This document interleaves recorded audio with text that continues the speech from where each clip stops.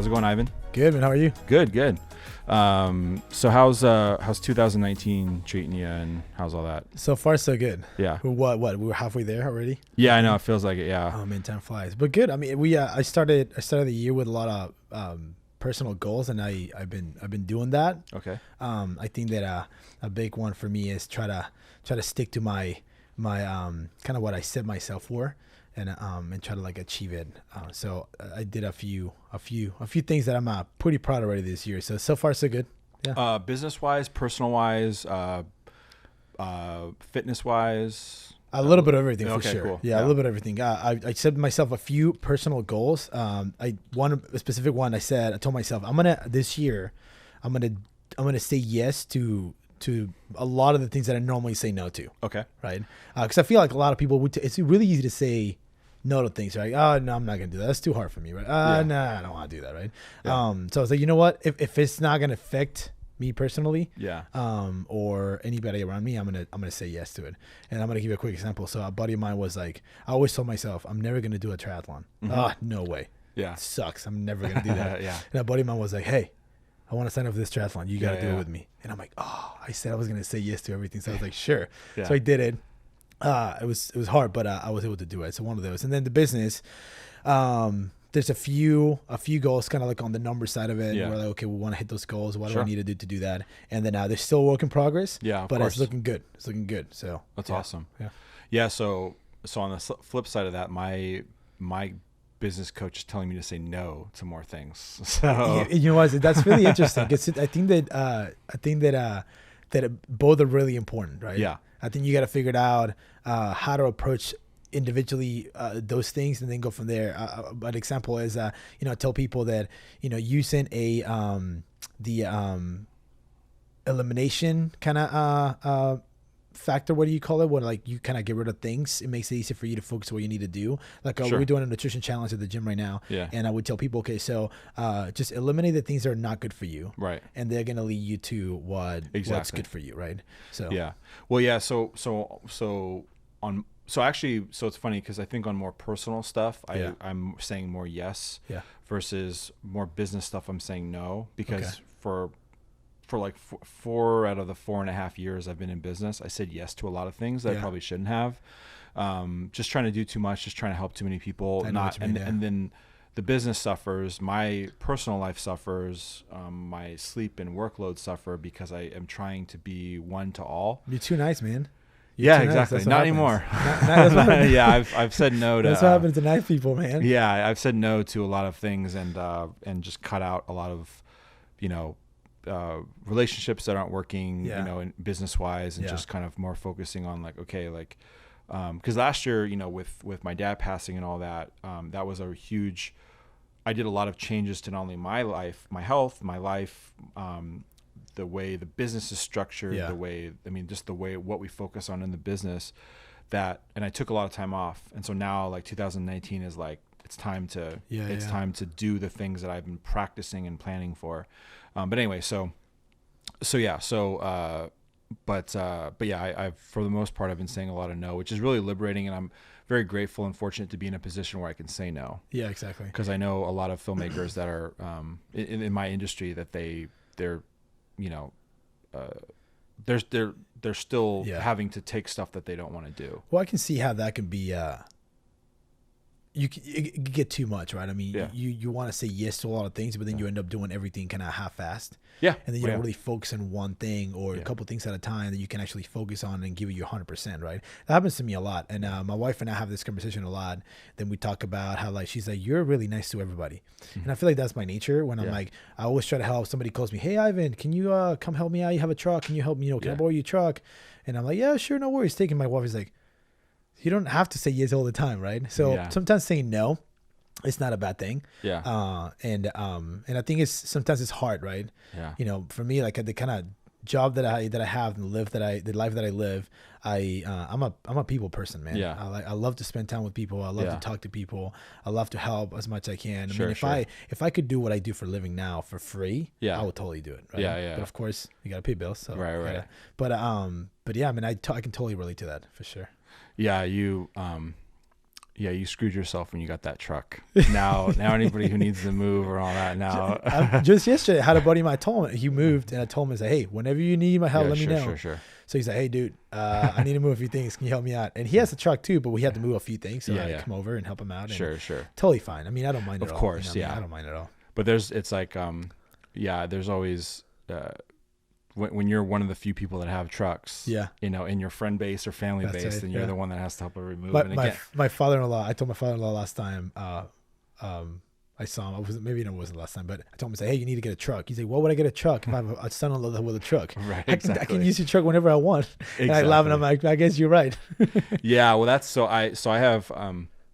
I have two cars. I have a car that I've used for work, and then I have like more of a fun car. But the car for work, I need to get something bigger, and so it's like, oh man, like I need to get something that can just haul just my equipment. Yeah, and it can't fit furniture or anything like that because I don't know.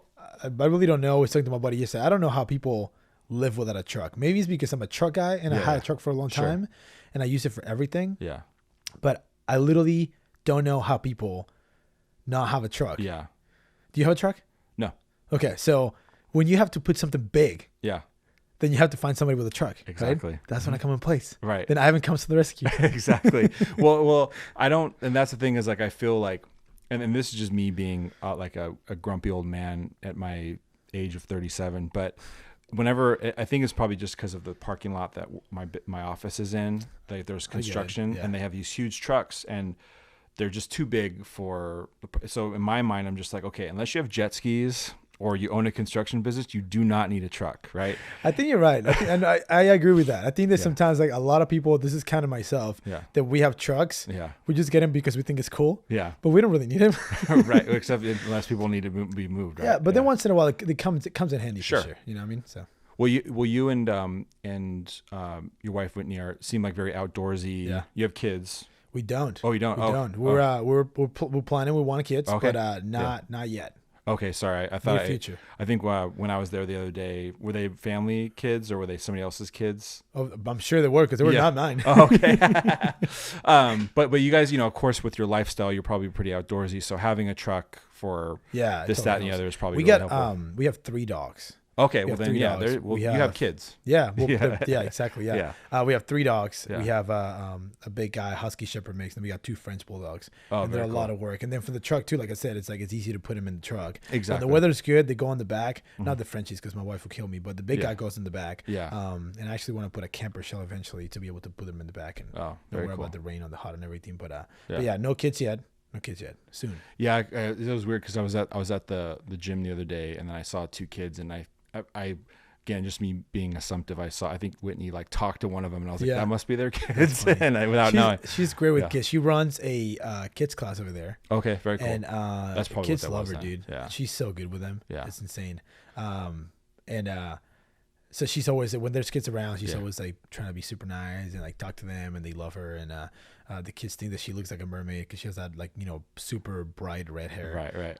And she's super cute. But eventually we'll have kids. We're already planning on it I want a lot of kids. Yeah. She's like, you're crazy, but I want 4 kids. Oh, wow. She's like, you're crazy. I don't know if it's going to happen, but I want a big family, dude. Yeah, maybe start with 2 and then see how you guys feel. Start with 1, right? Hopefully not 2 at once. Right, yeah, exactly. She does want twins, but I'm like, I don't think you can control that. I think I have 2 or 3 friends that just announced that they're going to have twins. Oh, man. So maybe you should talk to them first and see what you hope for. So speaking of classes and all that, so you and Whitney own CrossFit Ati in Danville. That's right, yep. And what does ATI stand for? Athletic Training Institute. Very cool. The name came out a little. It was kind of. I love it now, and I think it's great, and it fits really well. Mm-hmm. When I first opened the business, I was trying to find a good name for it, and I went through probably 13 or 15 different names. Yeah. And I just could not find the right one. So what you do is we're a CrossFit gym. So to be a CrossFit gym, you have to have the affiliation with them. Yeah, sure. And you go through a process of making sure that you have the qualifications and all this stuff. And then you submit names to them. Yeah. And they'll tell you if they're available or not. So I went through a bunch of names, submit them. This is when we first opened the gym 6.5 years ago. Yeah. And they will come back to me like, nope, you can't use that. Yeah. No, you can't use that. They don't even give you the reason. I'm like, okay, well, I keep looking. I keep coming up with names. And eventually I was like, I was frustrated. I was like, we got open in a month. Yeah. I have no name. Yeah. Like I gotta do something about this. So I started just putting like words together. I do some research, and I came with ATI, which stands for Athletic Training Institute. I was like, you know what? I can always use that. If for some reason, I want to just kind of move on with like my own thing, I can use that for a different brand or whatever. So it works really well. It has a rhythm to it now, and I like it. So yeah. Oh, it's awesome, man. Yeah. You're branded really strong, and I mean, it's hard to miss you guys when you drive down Hearts. So in downtown Danville. So that's a good thing. So kind of take us through like how you got into fitness, and then specifically CrossFit. 'Cause clear, it's different. Yeah. Right. Yeah. Of course. So I've been acting forever. I've been, active for a long time. Yeah. I grew up playing soccer. I got to play competitive soccer. I grew up in Mexico, and I played over there for a few years. And then I knew that I always wanted to be in some sort of fitness, or some sort of like a sport, something like that. Right? As a kid, every single kid, or a lot of the kids, want to be like professional athletes, right? So that was the big goal. And then things play, the way they play. And then I moved out of home. At 17, I moved to Canada, and I wanted to. I moved to 17. I moved to Canada. Had a little bit of cash with me, so I wanted to just to kind of get out and get to know somewhere else. And where in Canada did you live? Vancouver, downtown. Yeah, I was jealous. It's awesome, dude. I was there for British Columbia is the best. I mean, I've been to other parts of Canada, like Alberta and stuff like that, but British Columbia it's amazing. I love it. The only reason why I left is because they kicked me out. My vacation visa was out. So no. But the plan was, when I left was to play soccer. I wanted to get out for real a little quick. bit. Where in Mexico are you from? So I grew up in a town called Querétaro. This is like about, I might be wrong now, but about like 3.5 to 5 hours from Mexico City. Okay. Going northeast. Okay. Yeah. Cool. So it's it's not really a touristic place. Yeah. You don't see a lot of tourists there. Yeah. It's pretty cool. It's pretty awesome. I lived there from 2 years old to 17. This is a long story, but I was born here. And then Southern California. Yeah. My parents are both Mexican. Yeah. And they came here. Yeah. They were working here and living here for a few years. They had me and my brother down in Palm Springs area, Hemet, California. That's where I was born. And then at 2 years old, I was 2 years old. My brother was 3.5. We moved to Mexico. My dad had like some job opportunity or whatever. Yeah. And then so I went to school there, grew up there, went to every single school. School works a little bit different here and there, but went to school there until 17. Then at 17, I was kind of a bad kid growing up. I like to party too much. And the rules over there are a little bit different, so I got to do a lot of things that normally kids do here in their early 20s. I did them on my teens over there. Yeah. So I kind of grew up fast, and then eventually I knew that I wanted just to get out. I wanted to like do my own thing. I did not speak any English, and I had a friend that moved to Canada with his family, and they were going to open a business, and they were like there for a little bit. So he's like, hey, come over and you can stay with us for a little bit, and kind of figured out what you want to do. So I told my dad, I kind of want to get out. I want to experience stuff for myself, and just get to know another culture, and just wanted to get out, right? Sure. So my dad was like, go ahead. So I took off. I had some money that I had saved, and that I got from my parents. That it wasn't much. Lasted me a little bit. I had to get a job over there. I lived in Vancouver for, like I said, almost 8 months, anywhere between 6 and 8. I can't remember anymore, but I was there. Then I ran out of money, and I knew that I was born in California, right? So I was like, you know what? Let's go to California, and then I just work, and then I continue my soccer dream. I was trying to still play soccer. The idea was to go to England eventually. Sure. And try to play over there.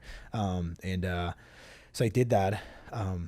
Came here, but of course reality hits, right? Ran out of money. Then I realized, okay, maybe I'll go to school. So I enrolled to DVC for a little bit, and then I couldn't afford my rent, my food, and school with the job that I had. So I had to like get a second job. Sure. So I had 2 jobs at a time, still trying to go to school. Then I realized that I just didn't have the time to go to school, and I was like, I got to pay bills. So this is when life really kind of became real. Yeah. Right, Yeah. I was 18, 18 and a half. So almost, and then I was 100% responsible, right? 100% like, okay, you got to figure it out now. Now I missed the part that when I moved to Canada, I did not speak English whatsoever at all. You said that. Yeah. Well, I did not. Yeah. So when I came to California, my English was a little better because I still learned over there for like 6 months. Yeah. And then eventually started getting better and better and better. Yeah. But, I did not know any English. So my idea to go to school was to like try to learn English better. Oh, wow. and just, kind of just, do something with myself. Right. And, so I got a few jobs at the time I work in a few different places. I was doing landscaping. I was working at a restaurant, and I was working at Home Depot. Wow. And so those 3 jobs at the same time, I was trying to go to the gym because I knew that I wanted to do some sort of fitness, right? So I was going to try to stay in shape for like my tryouts, because I was going to try out for the Air Quates soccer. So long story short, everything kind of came together, and then I realized, you know what, I was going to do tryouts, and then I didn't do great. I was so busy with work that I didn't have to train that much, and I just, of course, showed up to tryouts, and I was rusty. And I was like, you know what, maybe next year. And within that whole year, I realized I found a big passion for fitness, and I started going to the gym. I realized that I can become a personal trainer. So I dropped out of school at that point. From DVC, I was like, I have no time for doing it. I still had 3 jobs, but then I started doing a lot of online schooling on my own to be a personal trainer. So I got my certifications. I went to a few clinics and seminars. My English was getting better at the time, and then became a personal trainer. Then my first job was at 24 Hour Fitness, which a lot of people do. It's a great job to start. It's not a good company to work for, to be honest with you, just because you don't get really paid much, and you have to work a ton, but it's a great place to get experience. I got a lot of different people. So I got a lot of experience there, and then, continue from there. I loved it. I love to have different clients, and I bumped into CrossFit. One of my coworkers at 24 at the time started doing CrossFit, and she's like, hey, you should come and work out with me. Check this out. So I went to do my first CrossFit workout, and I loved it. I fell in love. I thought I was in shape, and then I did my first workout, and I just kicked my butt, and I realized, oh my God, I'm not in the shape that I thought I was, right? So I started doing it, and then it was really curious because there was a lot of things that we were doing in CrossFit that I never did before, and there was a little bit of kind of a controversy between like, well, I'm all the stuff that I learned, right? Kind of on personal training, it was like almost like separate pieces where like, I'm not going to talk with like big terminology because, people know most of the time, like people don't understand this, but think about it this way, there was bodybuilding, conditioning, right? And then you have like special population. You work with like, people that have like disabilities, or maybe like pregnant women, rather you would train, or things like that. And then you have your conditioning, you have your athleticism, the speed and agility, and everything was kind of separate, right? And then when I went to CrossFit, we did everything at the same time, which it was kind of like weird to me, right, at the beginning. And so I wanted to learn more. So I started doing some research on my own. Then I got certified. Then I started implementing CrossFit into my training with my clients. Really effective. It started being really effective too. And then I just kind of fell into it, and I loved it. I did it for a few years at a gym down in Dublin. And then after that, I realized, you know what, I want to open my own gym, because there was a lot of things that they were doing I wasn't 100% agree with. And it's the way it is. People run their business the way they want. So I was working for them at the time, and I was training there. And then I realized that, there's things that I want to do a little bit different. So I had the opportunity. I had a couple guys that were friends with my dad that they were willing to invest and put some money down for me to like believe in what I wanted to do. I presented a business plan for them, and they were like, let's do it. So they just allowed me to like kind of take over and pretty much run the whole thing. And they were just my my bank pretty much. Sure. And opened the business. 2 years into the business, I bought him out, which was a pretty big achievement. It was awesome. Still great friend of mine's, but they now it's been 6.5 years, and I've been doing this, and the program has been growing, and we've been getting better as we go on. And it's pretty cool. That's kind of the story how I fell into CrossFit and own a gym now.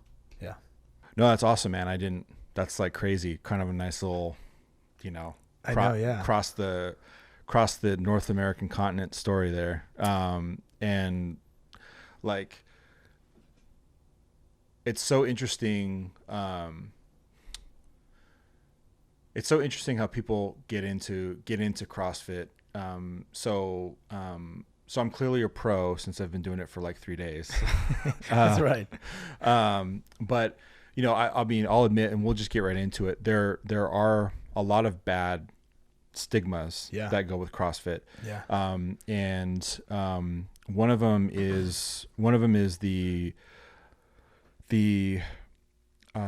because not every CrossFit box is created equal, right? Not everybody has ethics. Not everybody has, and this is actually probably the worst things I've seen in business have been through the gyms that I've been associated with, because I was a personal trainer for a few years when my brother owned his gym in Brentwood.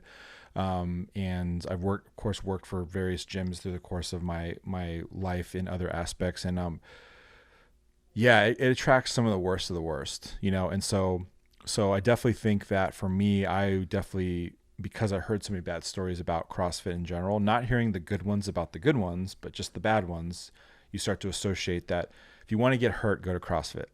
If you I heard that a few times. And then also and this is totally not fair to you or anybody else, but my ex-girlfriend's sister, her ex-husband was like this special forces dude, and so when he wasn't overseas, he was home and he was doing CrossFit.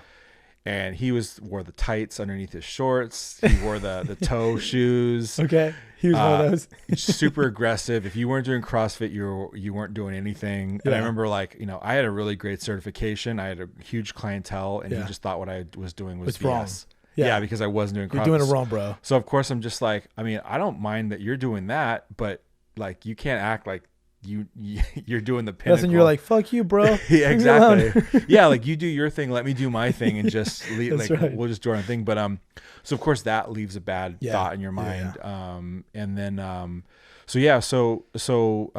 but one of the things I noticed about our interaction when we talked and how I wanted to start working out with you was that there was a clear interest in form first.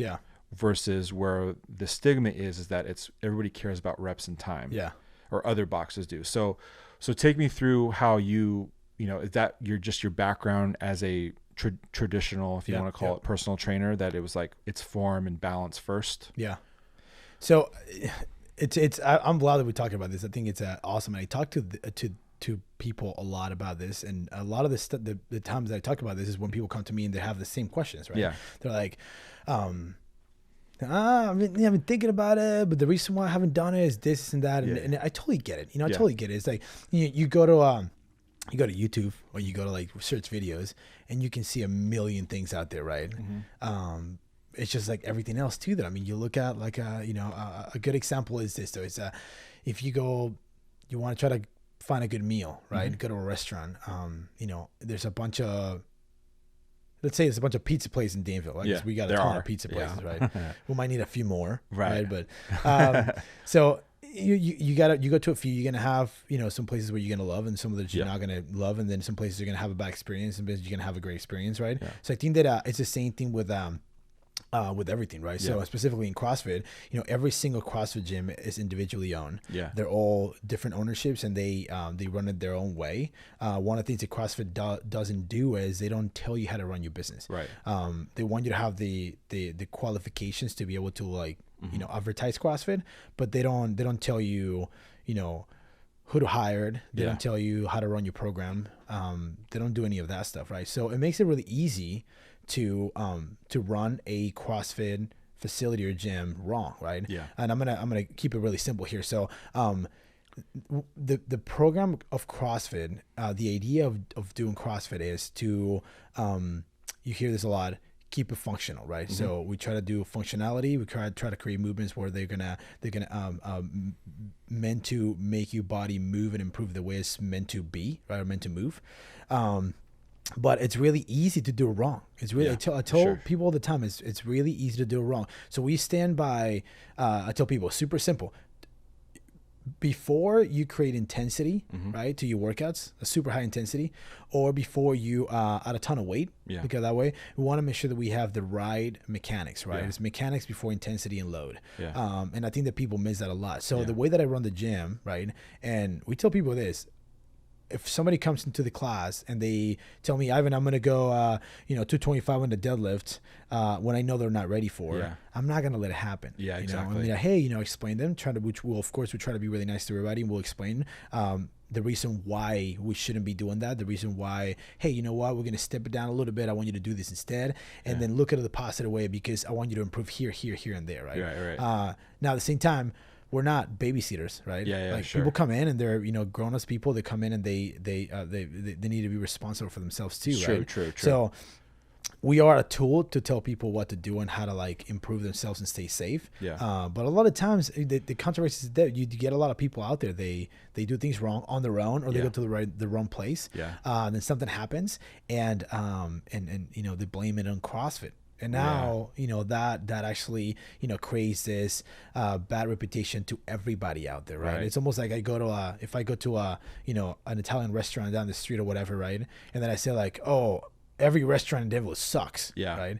So that doesn't work that way. Exactly. Right? So, but, you know, going back to what we're sticking to, I'm going to give you an example too. A big one that we do a lot in the gym is we teach people how to do a kip and pull up. And I'm sure you've seen it. People think that we look like, you know, a fish out of water, just like flopping around on the pull-up bar, right? So I just talked to my wife a little bit ago about this, and I think that a lot of the gyms do it wrong because we want to teach the kip, right? We want to teach the kip to be able to create intensity in a workout. But if I'm not strong enough to be able to support that impact and that intensity on my shoulders and my back and just overall my body, I should not be kipping, right? So I need to make sure that I build the proper strength and body mechanics before I start kipping, right? So a big thing I think that a lot of CrossFit gyms miss is the bodybuilding side of it, right? So I like to call it that. So, you know, be able to do some high intensity bodybuilding workouts where like you actually complement maybe some isolated movements where they're going to help you build strength and add some intensity to it, not by doing a million reps or by moving really fast with a heavy weight, but adding a different movement that is going to bring your hollow wall up and then bring your hollow wall down with a movement that is going to slow you down and go back and forth like that's going to be really important. So I think that at the end of the day, going to a place that they know what they're doing. You know, I mean, it's really easy to go to a place that they're not sure what they're doing and they just kind of put a workout together and they're, hey, read a random, go out and do this. But, you know, CrossFit, it's awesome, it's amazing if you do it right. If you go to the right place, you get the right coaches. And I tell people, if you're in the right state of mind too, if you know, okay, I'm going to go do CrossFit, but I'm going to leave my, there's a big saying that we say, we leave your ego out the door. You know, we're not judging anybody. If you're going to do a 225 pound deadlift or a 135 pound clean, or, you know, use a 50 pound dumbbell in a workout, or you're not doing butterfly pull-ups, we're here to get better, right? And everybody's at a different level. So we got to find out what your level is, where you're at, and kind of build up from there. Take your time. You know, people, I think that nowadays people like, they want to see instant gratification and everything, right? They want to see results really fast. That's why this happens. You know, people go to a CrossFit gym and there's people that have been doing it for several years and they want to keep up with everybody else and they want to like, oh, I want to be that tomorrow. I say, well, I'm going to give you an example, right? If you come to me and be like, Ivan, I want to be able to do a pull-up. And I tell you, hey, well, you got two options. You can train with my trainer, Johnny, over here, or with me. Johnny's going to get you a pull-up and in a month, right? A month. 1 month, you'll be able to do a pull-up, right? But your risk of injury is going to be 85 to 90%. Right. Or you come to me and be like, hey, you know what? I'll get you a pull-up. It's going to take us a year to get there. Okay? But your risk of injury is going to be 2% out of 100. Right. What's your decision there? Right? So I tell people it's common sense. It's just common sense. You got to just be smart about it. People get injured and people get hurt doing anything. You know, reaching, you know, reaching for something at home, or maybe vacuum at home and everything. So the idea of going to a gym is to be able to like improve your fitness and actually stay injury safe outside. So you can actually do everything, you play with the kids and then you move things around. But the problem is that people tend to go to the gym and they have this perspective of like, I got to keep up and I got to like do this and I got to do that. And it's not like that at all. So I can say in my gym, we try to run things a little bit different than a lot of places do. And like I said, I know the way we do things. I don't know how all the people do it, but I know that the way that we do it sometimes, people tend to say that we're not your typical super high competitive CrossFit gym, and that's the reason why, because we want to make sure that we do things right, and we want to take people from where they are and slowly build up from there, you know. And I think that's just a testament to you and to Whitney and just the culture that you guys have created, because like when I've, you know, kind of how we met, I think I was doing the wine stroll thing. I was helping out Bill White Allstate, and then I think I just came by real quick and said hi to you or something like that, and then I randomly ran across you with the Danville video thing and got you and your dog, you know, and then but just kind of going in and out and just kind of seeing, like, I could see completely different people of all walks of life in your guys' classes. There's of course the super aggro guys, you know, and because you can't hide from them, they're going to be attracted to what you do. But then there's other guys that are clearly like they're older guys, right? And they're just trying to get better. And like, I'm like, for me being 37 and I'm seeing like an older guy who's doing proper form deadlifts or squats, and I'm like that guy would smoke me. Like, he's smoking me right now. But everything is his form, because again, being a former personal trainer, I know his form is legit. And he's not trying to do them super fast. But he's covered in sweat. Like, you can tell that he's getting a really great workout. And again, all different levels are in each class. It's not just the super, crazy guys that, exactly. That's what's so cool about CrossFit. I think that people tend to like, focus too much on the negative side of it. There's nothing negative to it. People say like, oh, CrossFit's a cult. Yeah, it's a cult. It is. We get together, we have a good time. Sometimes we go out together and we'll like, love what we do. It's the best cult you can be part of. Man, you get fit, you get healthy, you look good, you hang out with people that are like around the same thing, they want to do the same thing as you. It's and I tell people this too. It's not the only way to get in shape. It's not the only way to if you have high blood pressure, or maybe you're trying to get rid of medication or something. It's not the only way to get in shape. There's a lot of ways to do it. CrossFit just makes it easier because of the community side of it. You show up an hour in, you're an hour in and out. You have a coach that's going to take you through everything. Hopefully, if you go to a good gym, they have good coaches, right?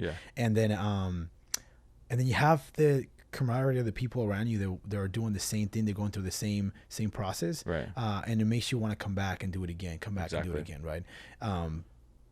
So it's like you said, it's definitely, there's definitely a lot of bad talking about CrossFit out there, but I think that is people have the wrong perspective of it. And you know what's funny? I think it's funny how like most of the people out there that talk bad about CrossFit, they don't know nothing about it. They've never done it. They've never done it. They just have to like to create their own ideas and their own perspectives. They see one thing and they just create this huge like, oh, this is bad for you. You should never do it. Like, you know what I mean? So well, I mean, to be fair, I mean, I think that I definitely have been that person off and on for years, and it wasn't, but it's never like I was like telling people to not do it, or it was just kind of like in my mind, it was just kind of like I had all these forces that were like this 40-year-old woman who's never worked out in a day in her life is being told to do like cleans like right off the bat. And so you hear that, of course, not even seeing it for yourself, and you just assume like, are you kidding me? Like, why would you do that? I would think the same thing. But I think as I've gotten older, I've like, I think with anything in life, you start to go, well, maybe it's not. You have to try things, and you have to see it for yourself. Well, I think that people need to understand this too, though, right? With CrossFit, when you in a class, and you mentioned a second ago, in a class we have different ages and different levels, right? Now, I'm going to give you an example. If I have programmed for the workout one day, power cleans, push-ups, and running, right? I'm just throwing random, kind of movements out there, and I have a few different people, right? It does not mean that 100% of the people in the class are going to do all the movements the way they are prescribed. This is the beauty about CrossFit. I mean, in that one class, I might have a couple people with like, maybe I have one person with a hip replacement, and maybe I have a person that had like, bad injury, knees playing, football in college, and then now they're like, 55, and they still have problems with that knee, right? Maybe they're not going to be able to run. Okay, well, let's figure out what can we do so they can get through the work, and maybe jump on a bike, maybe do a different movement, right? Same thing with the cleans. If I have somebody that's never done cleans before and that's their first class, am I going to have them do a bunch of cleans? No, I'm not going to do that, right? So the idea is to really create within that program, within that class, that workout, we're gonna modify things as we need to be able to like kind of customize the workout for that specific individual, and they can actually improve as they go on slowly, right? So in the same class, you walk in, right, and you might see people like the workout again. It says cleans, push-ups, and running, right? You walk in the class, you might see people on bikes. You might see people like doing cleans with like the empty barbell. We have some training barbells that are like 10 pounds each, right? We got plates that are super light. We got people that sometimes come in and they have to do the cleans with a PVC pipe for the first workout. But why? Because there's so many repetitions. We want to keep them safe. So they actually move through the motions. And as they actually get better, they can start moving onto a barbell and then maybe eventually add some weight, right? And this all depends on how much repetitions or how much, what the volume is on the workout, right? Same thing with the push-ups. I mean, a push-up is really hard, right? If I have somebody go on their toes and they just kind of go hard, people don't realize this, but if my body's not ready for a push-up and I have you do a push-up on your toes, we can create a pretty big stress on your body where like it creates, you know, a really bad level of soreness that you don't want to come back, or maybe you know, for some crazy reason, like, you know, you have a small tear on your pec because you've never done push-ups in your life and I force you to go on your toes. Well, no, you know, I can actually have people go on their knees. I have people before in the past, we have a rail in the gym that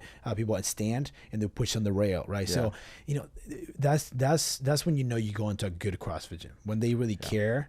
And instead of just be like, hey guys, get ready, we're starting 5 minutes, let's go, right? No, it's a gym where they spend the time to make sure that you do things right, spend the time to make sure they modify things for your needs. But I tell people, look, you got to make sure that when you go to a CrossFit gym, communicate with your coaches. Don't be afraid to tell them, hey, this is what's going on, please help me out, right? Because they will, you know, they're there. Most people that teach CrossFit, they have a big passion for it. And they're going to go out of the way to really help you out. Now, another thing that we do at our gym too is we put most 95% of the people come through the door. They go through our process of initiation. So they go through an assessment first, one-on-one with a coach. We try to get to know them a little bit, learn the like limitations if there's any, and then from there we can decide if we're gonna move on to jumping classes right away, or we need to actually do some one-on-one training. Right. A lot of the times people need to go through some one-on-one training. You know, we go from there. They move on to some fundamental sessions. We teach them the movements, and then if there's any maybe major thing that we have to go over, maybe they have a really poor mobility overhead, maybe they have a really bad injury, they need to like nurse, and how are they going to be able to approach that within their CrossFit journey, right? So we go through that, and we I have people that have gone one-on-ones with me for like a month or two before they jump into classes to get them ready, and we do that because we know it's going to be a lot more beneficial for people. You know, if I have somebody comes in and I just throw in the class right away, it could be overwhelming. It could be a little too stressful for the body, and if it's a busy class too, it could be just scary. You know what I mean? So the way that you throw that individual into their CrossFit journey is really important. Yeah, well, I mean, you know, just my own personal testimony. I mean, we did on Friday. We did you and I did like a lot of like no weight deadlifts. Well, I mean, the bar's 45 pounds, but you know, for me, like, you know, being an ex-personal trainer, it's like in your mind, you're like, I know how to do deadlifts, kind of. Right? Oh, like I should know, right? Yeah. And then, but you forget, especially when you haven't done them for so long, or you weren't doing the exact style, you're doing a different style, and you're just like, holy crap, I didn't realize how deconditioned my hamstrings are, which my hamstrings are still hurting. Because I actually did them right for the most part. Well, I was having your whole positions too. I mean, we're trying to work in a good position. So we're like holding and positions and up and down and repeat. Because it was like the idea of doing the deadlifts with you the other day was, okay, the way that you're going to learn how to do it properly and get better at it is going to be repeat. It's like everything, right? If you want to get good at something, we got to repeat. So that day we spent a good, 15 minutes?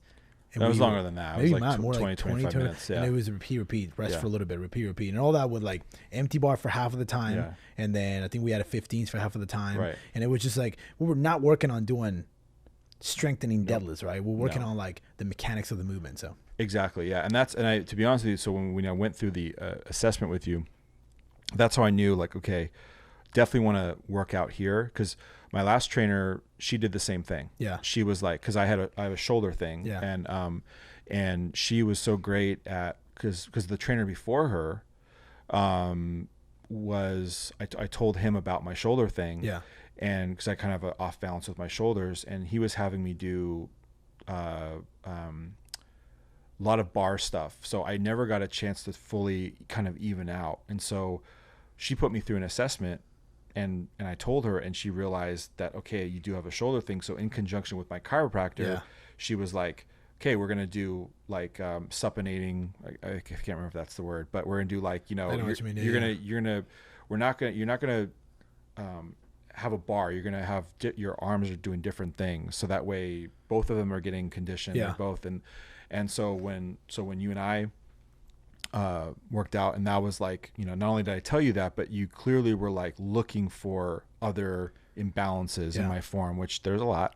It's been a little too long. But yeah, I mean, so that's important. And I think that's people listening. Like if you don't live in Danville and you don't have access to Ivan's gym, then that's what you should be looking for when you go into any gym, let alone a CrossFit. Yeah. And you know, I tell people too is like don't start your fitness journey or your CrossFit journey, and specifically if you're thinking about doing that, being really defensive. You know, I tell people just if you go into a CrossFit gym and you're really defensive and you tell them, oh, you know, I don't want to do this and I don't want to do that, the first thing they're going to think about you is like, well, you don't. What do you? It's kind of, you know, so can't get very far. I tell people, hey, look, just go into a place and tell them, hey, look, this is what I'm dealing with. This is what my goals are. This is the reason why I'm thinking about CrossFit, and I have these limitations, right? And then and just trust the process, and you know, just be aware of like, okay, so if you have a coach that is making you like, you know, the first, second session do like an actual CrossFit workout, maybe you're moving too fast, right? Yeah. But if they're taking the time to get to know you, go through an assessment, and then maybe offer a few sessions to be able to kind of learn how to do it properly, then you're probably in the right path. You're probably in the right path to start your journey the right way. And this is not just with CrossFit, man. Yeah. This is with every single fitness training style that you want to do. Anything, right? I mean, same thing with think about old school kind of bodybuilding stuff. If I go to the gym, if I never done any really bodybuilding, right, or any kind of isolated movement, and then I just go and start doing like, you know, 5 sets of 10, you know, leg extensions with like, you know, I'm not going to be able to walk the next day, right? I mean, that's actually a big possibility that can create some damage to the tissue, right? Exactly. So it's just like everything, man. You got to just figure it out. Okay, where am I at right now, right? And according to the time that I have to train weekly, my lifestyle, how can I create a program that is going to allow me to be able to like improve in a good pace without, you know, creating any damage or any limitations in the future, right? And if you don't know how that looks like, then you have to approach somebody that knows and can help you, guide you the right direction, you know? Yeah. And so I think to your point, and, you know, from earlier, especially, it's like, you know, you really have to, go in with an open mind.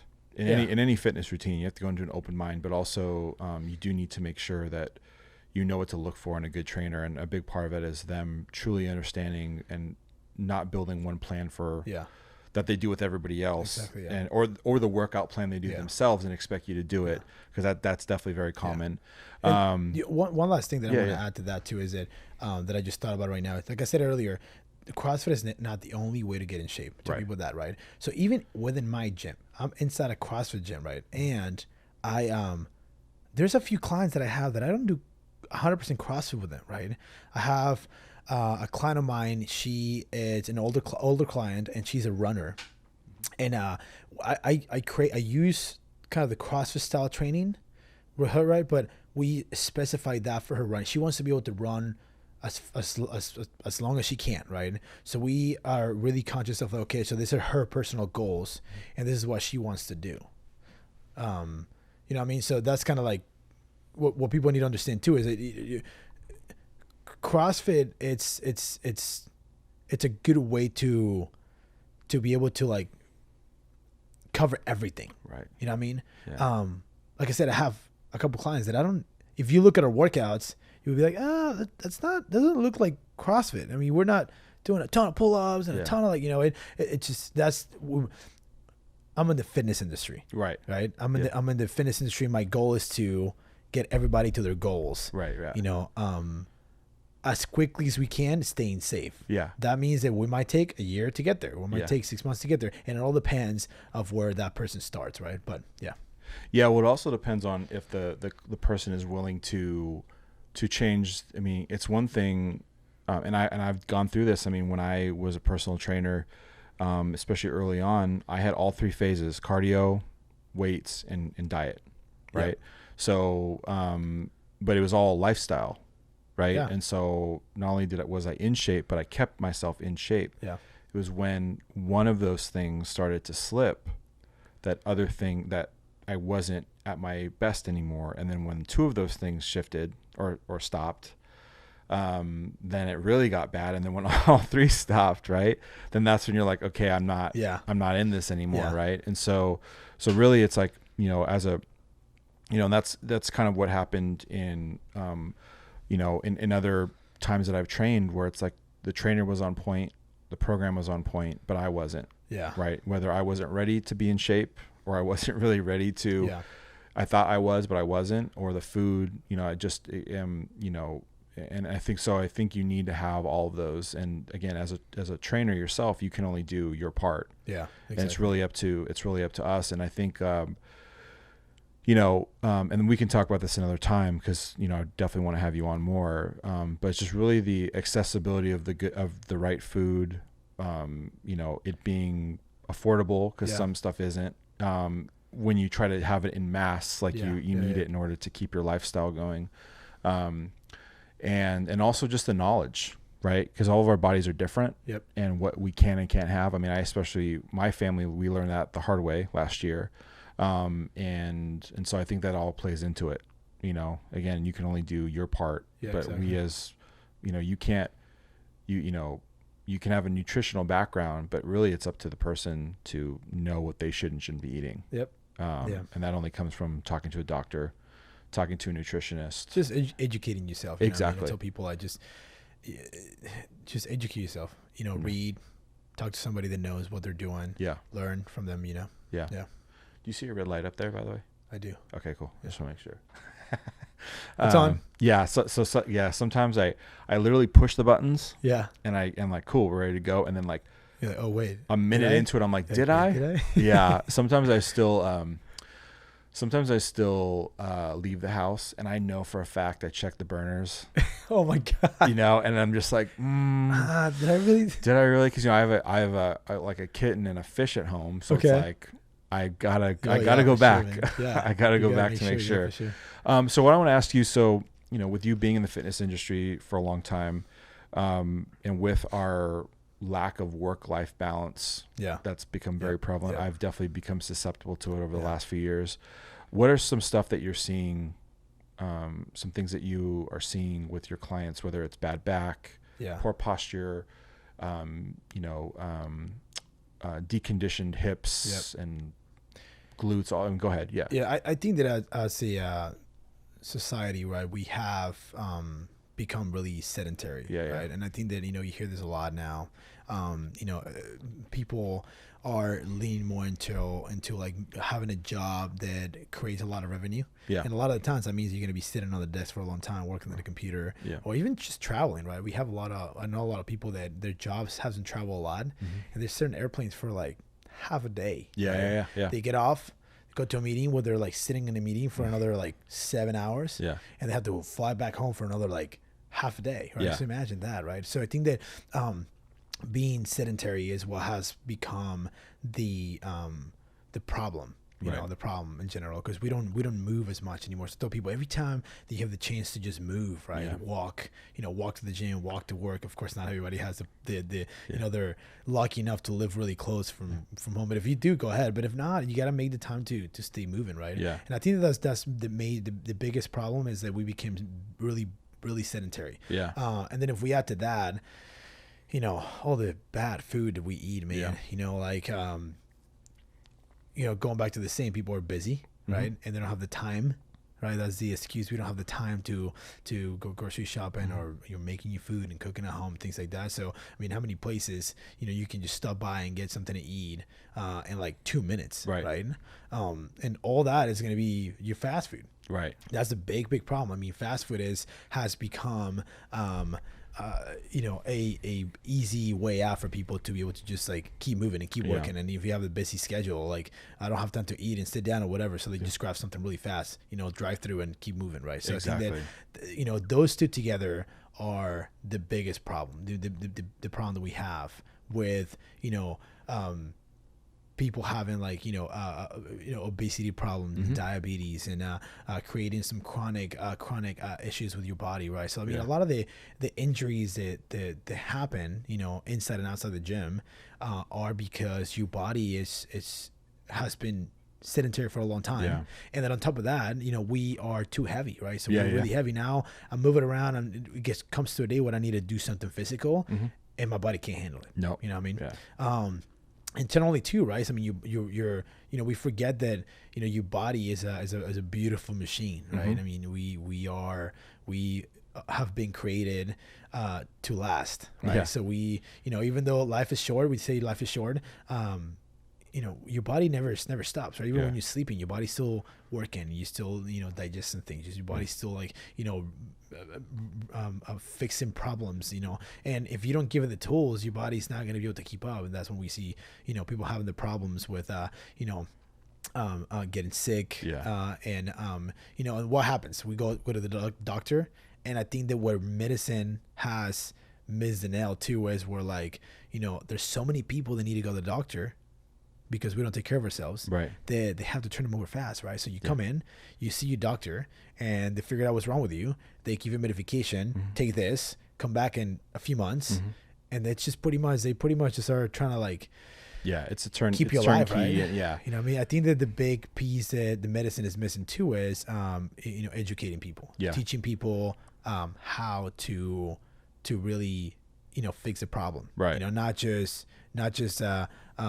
shut it off and pretend that everything is okay, but really being aware and understanding what the problem is and actually, do something about it, right? So it's like if you have a back issue. I was talking to a chiropractor earlier, and that's kind of the chain, right? Where it's like, your back is hurt, right? You did something, tweaked it, go to the doctor. If you don't need surgery, they'll most likely give you pain medication and send you on your way.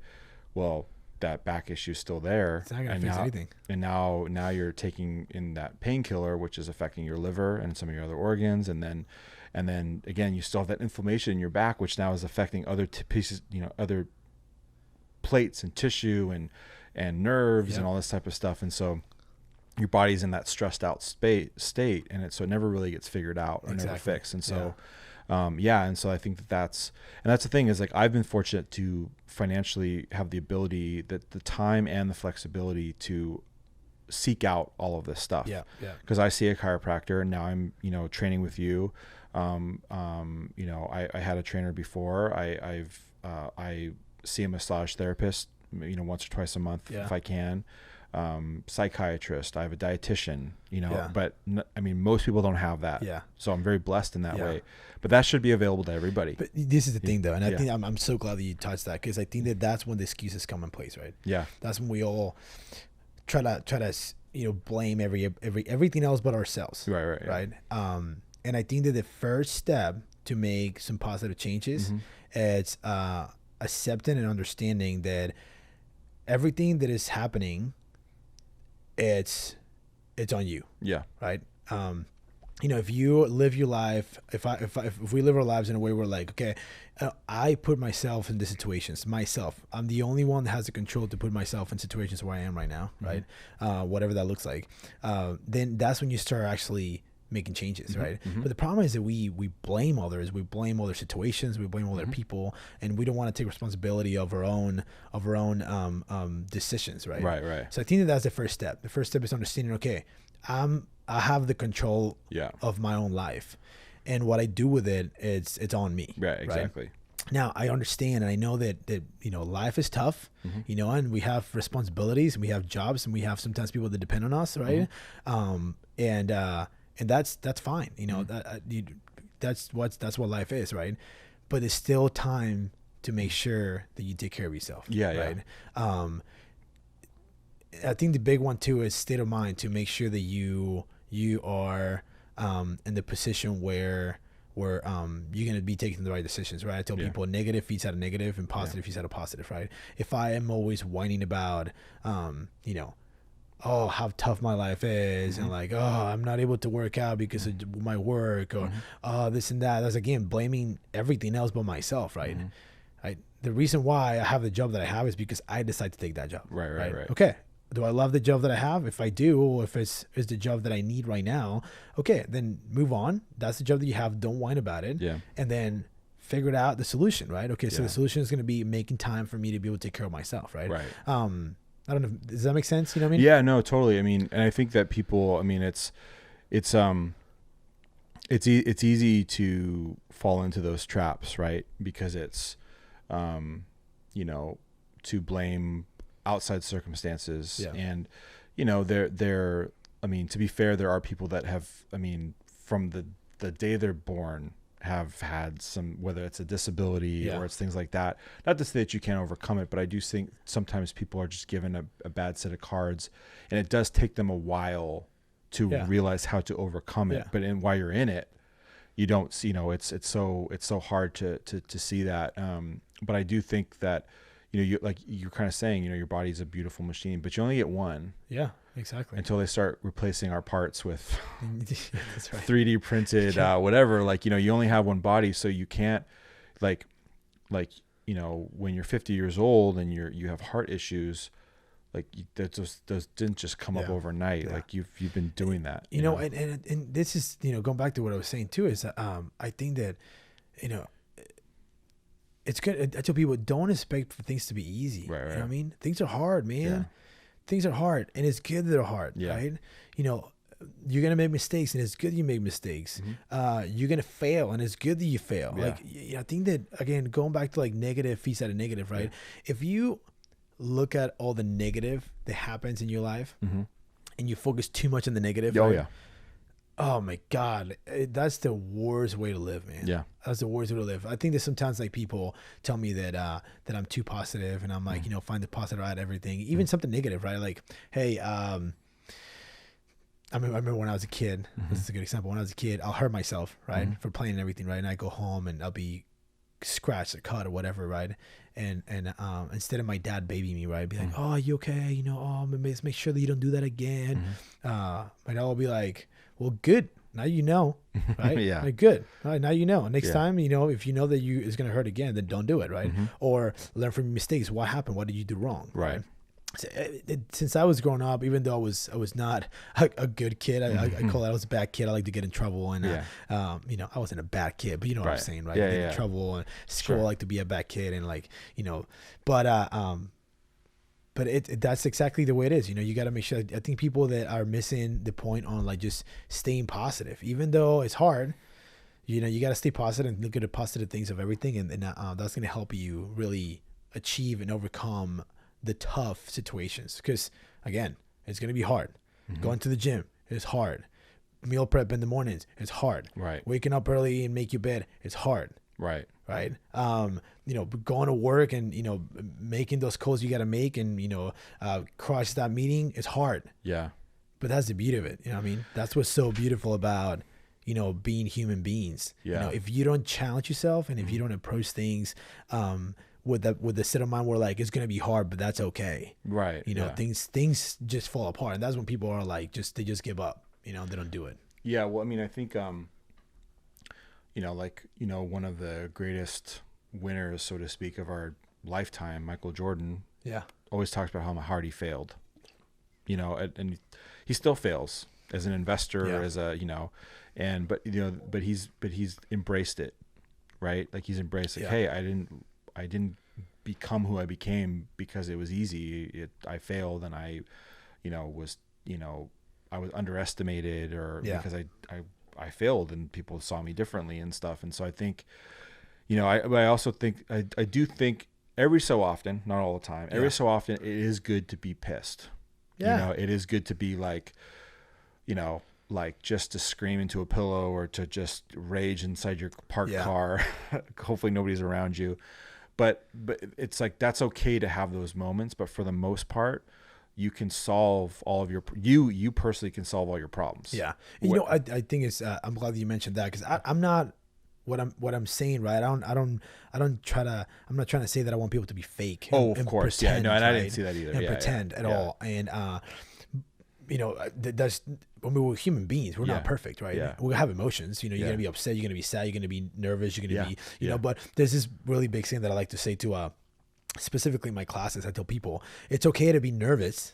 Just don't freak out. Yeah, right. Exactly. Freaking out is when things happen. I remember I heard this. This is really funny. I like to take pieces from like everything that I see and what I hear, and try to create this idea that it helps me overcome some other things. And I heard this on a shark movie. So there was I think this is a long time ago, so I probably can't remember the scene exactly, but there's a scene where like they were they were in the water, there were sharks or whatever, and the shark instructor was with some people because I don't know what happened if they sink. Well, I don't know what happened, but I remember this, and it got stuck in my head. I told the trainees, right? It's like, I'm so nervous, they were like kind of freaking out a little bit, and the trainee was like, it's okay to be nervous, we're in the water and we're there's gonna be animals and everything, right? But as long as you don't freak out, you'll be okay. Right. So, and I feel like it got in my head. I was like, that's really interesting. Right. So life it's a tough journey sometimes. Right. And we're going to be nervous with a lot of things. Sometimes just meeting a person, right? Yeah. You're going on a date, you're nervous. You're like, you're nervous. It's normal to be nervous. You're going to approach that meeting at work, and you're like, maybe this is going to be a possibility to get a promotion, right? It's okay to be nervous, right? But I think that the problem is that freak out. If you freak out, that's when you take the bad decisions. That's when you like start thinking negative, right? Yeah. But I think that being human beings, right? It's a good thing, and we gotta take it as it is. Yeah. But I think that state of mind, going back to where we kind of got off track a little bit, but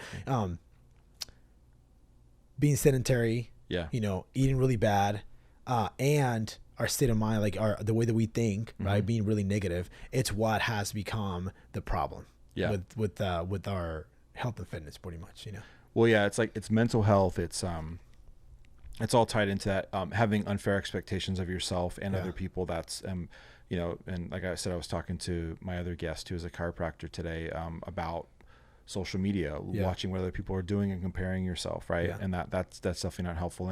And just quickly to get back to your point about being positive versus like being fake, and I totally knew what you meant by that, because I do think that when people when people who don't live that way, when it's like, well, you can find positive and like that, people think that they have to have this big fake smile and all the time and just like suffer through everything because they're supposed to be positive, and having any type of negative emotion is like it's not okay. And it's like, that's definitely not it. Yeah. It's exactly what you prefaced it with. It's okay to be nervous. It's okay to be angry. It's okay to be depressed or sad, but you need to still keep control and not freak out. And so I think that's the distinction totally, that I don't think people hear when they first think about that. Yep.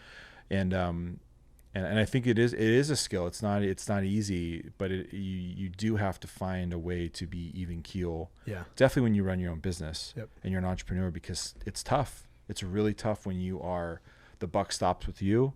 You're the one that pays all the bills. You're the one that's up all night. If sometimes that's what happens, where's the next dollar coming from, and how do you get more attendance, or how do you get more video work or whatever. Exactly. But you have to learn that, or else this business isn't or running a business or being an entrepreneur isn't for you. Yeah. So what kind of things are there any type of cool events that you guys have coming up for you guys' gym, whether it's just something that you guys are either putting on or that you are going to be participating in? So I think this is one of the really cool things about CrossFit gyms sometimes, right? We're a community-based gym, right? So the community is what builds our business, and what we try to do is, of course, our goal is to health and fitness, right? Try to get people in shape and try to get them healthier and create a better lifestyle. But a big part of it is like making it easier for them to come back to the gym, and making it easier for them to interact with people that are trying to do the same thing. And, like I said, positivity feeds out of positivity, and the people come together and are healthier together and are active together, makes it easier. So we try to run events through the year where some things are just like get together, have a good time, right?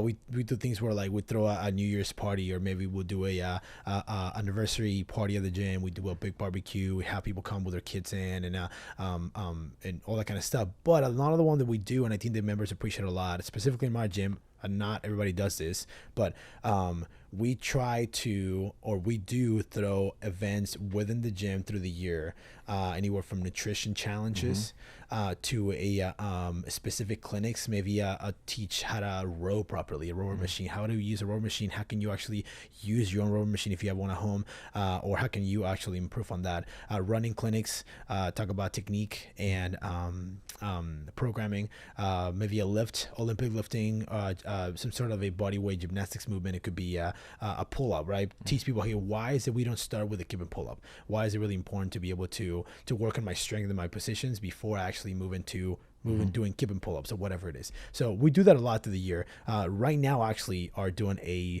paleo challenge. It's kind of a paleo / Whole30 challenge.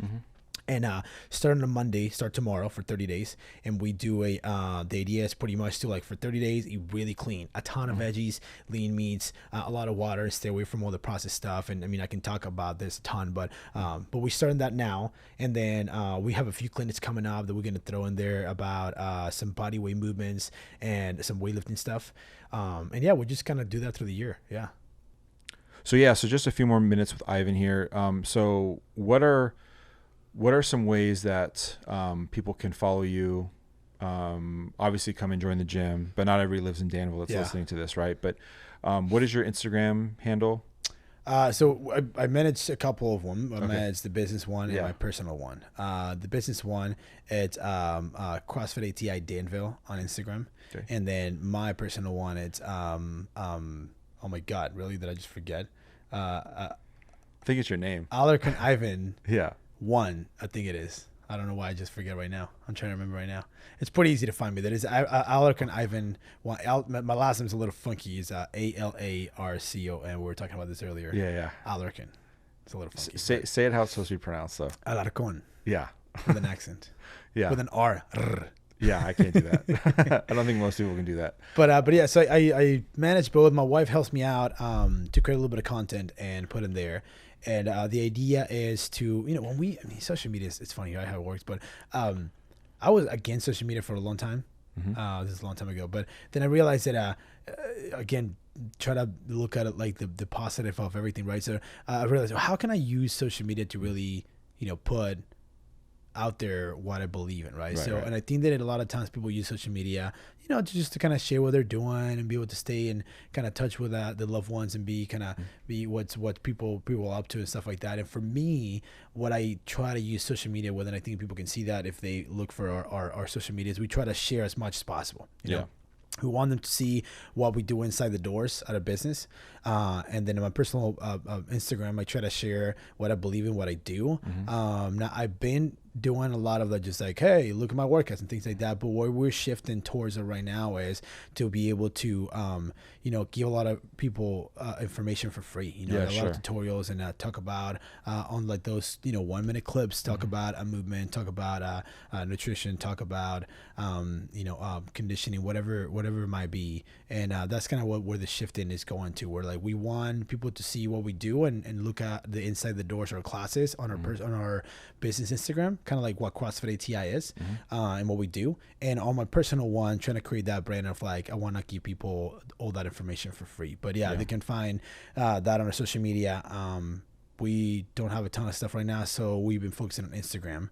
We do have a Facebook page, CrossFit Ati on Facebook. And that's pretty much it. Yeah, well, it's interesting because I think most people are on Instagram more than Facebook. Like I think Facebook, that's a hot thing right now, right?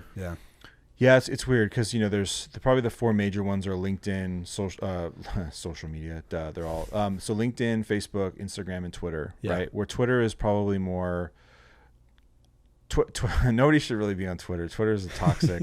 It's like the YouTube comments. Well, but I think, what? I think that it's like going back to what I was saying. I think that the way you use social media and approach social media is completely up to you. Right? Yeah, exactly. So what I decided to do not long ago, literally within the past year or less, is that I'm going to use social media on a positive way. I feel like we're missing every time that you go to see something, it's all about like a fight, right? Two kids fighting, and everybody, a ton of views, right? Everybody watches that, and it's like, I feel like there's so much negativity out there. That way, if people can try to be a little more positive and be like, share something that is going to actually help somebody, right?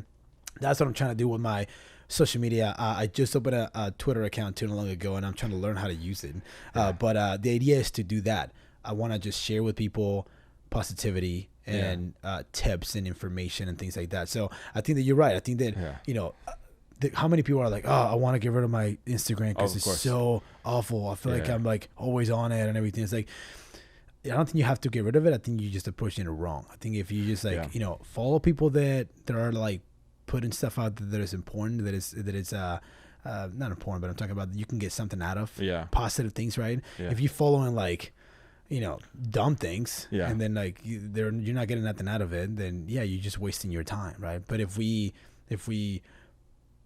as a creators, we post things out there and we share with people things that are actually going to make an impact, positive impact to people.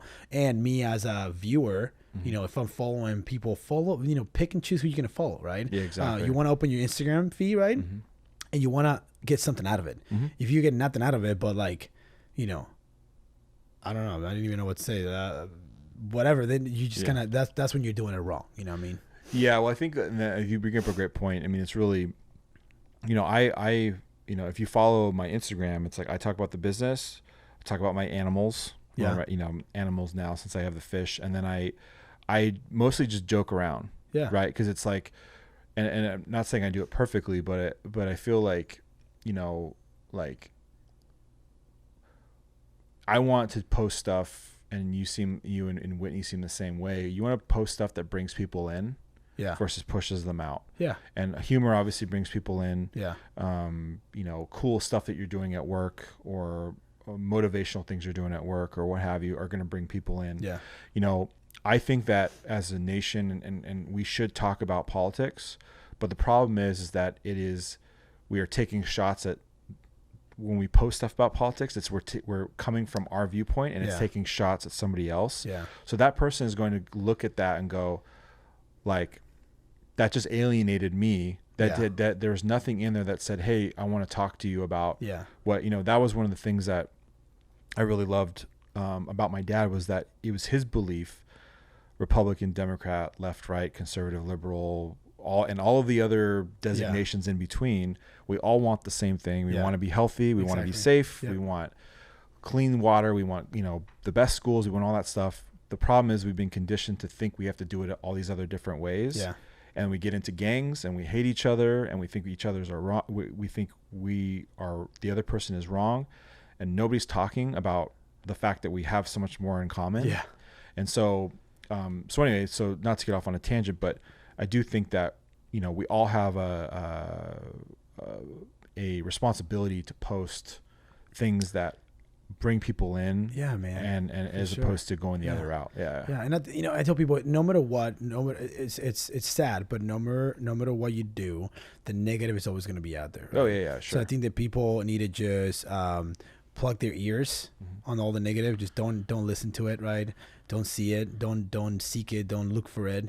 I'm not trying to say like, if you have social media, you should be putting stuff out there that helps others, right? No, I mean, if you have social media because you want to just share with your family and friends what you've been doing and what you're up to, it's a good way to like, I have family in Mexico that I don't get to see that often, right? I can't even remember last time I went down there, but it's kind of cool to be able to see like a cousin of mine playing guitar. I'm like, oh, he's doing great. That's awesome, right? So that, even though it doesn't seem like that's helping anybody else, I mean, it's a positive, it's a positive thing, right? I think the problem is when there's well, that's what it was originally intended for. So people to connect, right? Exactly. Then people learned how to monetize it, and then it became a whole other thing. But anyway, go ahead. Like I said, I don't think that, I'm not trying to say that people should like go out of their way to try to like help others all the time. This is the way that I do it because it kind of falls into what I do for a living, and what I love to do. But what I would love for people to do is just stay away from the negativity, right? There's so many pages and YouTube channels and I guess podcasting color that are like just disturbing and negative, right? It's like, and it's sad that they're out there, and when you look at it, they have the most views and they have the most following, and I'm like, it's so sad, man. It's like, stop, people should just, that's what feeds everything else with negativity, right? So all I want for people to do is pretty much just stay positive, and then just be positive yourself, because that's gonna help somebody else. And seek for positivity. Exactly. Just look for it, and it's gonna help you be positive, and it's gonna help everything that we just talked about: work, fitness, your health, nutrition, relationships with your family, with your spouse, with your girlfriend, with your boyfriend, with your dog. It's gonna feed everything, and that's what the whole package is, right? I mean, I know I'm getting out of topic again, but it doesn't matter if you're working out a lot and you're eating really good, if the rest of your life is negative, right? Of course. Like if you go home and you're like not happy, and you're trying to like pretend that you are by working out a lot, and you might look great, but you're not healthy inside. Right. So I think that, and then everything comes together as a package. And at the end of the day, I think that people need to understand that health in general, it's not just physically, right? But it's mentally too. And I think that we miss it there a lot if we're not on the right state of mind, and then if we're not happy inside here, right? Everything is going to be really hard. Right. Yeah. Almost impossible. Well, I think it definitely starts in the mind. The mind is, without being too cliche, the mind is really the most powerful thing that you have and can control. Controls everything. And so, if you can learn to control that, harness that, and learn to find the positivity in things when they're difficult. Still have your moments where you're angry, but learn how to control them. And I think that's definitely probably the biggest thing that as a country we need to figure out, and maybe even the world, is how to become more mentally sound and healthy there. And then I think it can help make a world of difference with everything else. So again, find you on Instagram and Facebook. Do you guys have a website? We do have a website. It's just www.crossfitati.co. It's a long story. Long time ago, I lost a domain or whatever, but it's .co. It's .co. People get us confused with a different gym that has a Danville name on it, but yeah, so it's CrossFitAti.co. Yeah, I'll put a graphic on there. So all the information's there. I did just start long ago a YouTube channel too that I'm trying to build and everything. But what is that? YouTube channel. I have it under CrossFit ATI. Okay. CrossFit ATI, my name is on it too, and then I'm starting a podcast too. Hopefully I can learn something from you because you're pretty awesome at this. But starting a podcast is all about health and fitness too, and that's coming up soon. I got a few episodes on my YouTube channel, but I haven't really advertised it because I'm trying to work on some of the details there. Sure. So Facebook, Instagram, YouTube, and our website, pretty much. Yeah. Cool. Well, awesome, man. Thanks so much for coming on. And like I said, it's been cool to know you, even though it's a short period of time. It's like I'm definitely excited to go through this, and I definitely think just where I'm at with my mindset, I'm definitely ready now to get to where I should be, where I was a long time ago, and I definitely am ready for it, and I'm excited to work out with you guys and see where it goes. So cool. So thanks for being on, man. I really appreciate it, and thanks to everybody else for listening, and we'll see you next time. Thanks, man.